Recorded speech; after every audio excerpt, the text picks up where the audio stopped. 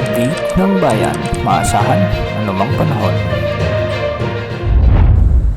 Magandang araw po sa ating lahat. Narito na ang pinakahuling update sa magiging lagay ng ating panahon sa mga oras na ito at sa susunod na mga araw. Patuloy pa rin nating minomonitor ang namuong LPA o low pressure area sa West Philippine Sea at huli itong namataan sa layong 805 kilometers kanluran ng Iba, Zambales. Sa ngayon, mababa pa rin ang tsansa nitong maging ganap na bagyo sa susunod na 24 oras, ngunit nararamdaman na ang trough o nakakaapekto na ang extension nito, yung mga kaulapan sa bahagi ng Ilocos Region, Cordillera Administrative Region sa may Central Luzon, Batanes at Babuyan Islands. Ang mga lugar na ito ay makakaranas ng mga maulap na papawirin na may mga kalat-kalat na pagulan at thunderstorms, kaya posible ang banta ng mga biglaang pagbaha o pagguho ng lupa, lalo na kung may mga umiiral na katamtaman at minsan ay malalakas na pag-ulan. Sa mga susunod na araw ay kikilos ito ng pahilagang kanluran at posibleng maging bagyo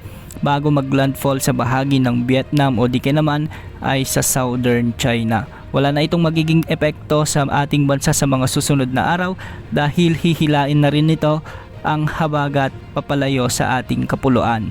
Samantala, dahil umiiral pa rin ngayon ang habagat, asahan din ang maulap na papawirin na may mga scattered rains o kalat-kalat na pagulan at thunderstorms sa buong Metro Manila, Calabarzon, Mimaropa, Western Visayas, sa may Camarines Norte at Camarines Sur. Ang mga lugar na ito ay pinapayuhan ding maging alerto sa posibilidad ng mga biglaang pagbaha o pagguho ng lupa kung may mga umiiral na katamtaman at minsan ay malalakas na pag-ulan. Samantala, sa Metro Manila at nalalabing bahagi naman ng ating bansa ay localized thunderstorms naman ang nararanasang mga pag-ulan sa mga oras na ito. Bukas asahan pa rin ang pag-iral ng habagat sa mga nasabing lugar, kaya maging alerto pa rin sa banta ng mga pagbaha at pagguho ng lupa.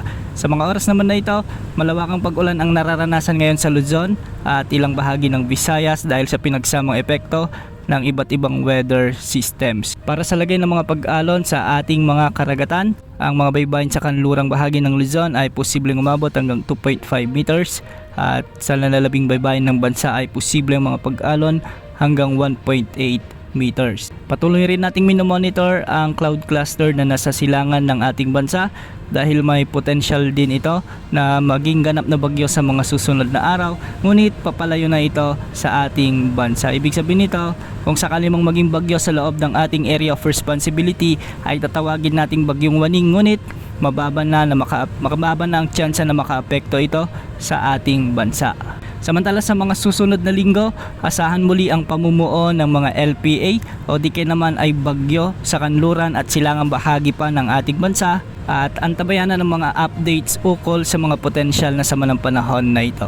Yan muna ang latest sa lagay ng panahon. Ito po ang weather update ng bayan, maaasahan anumang panahon.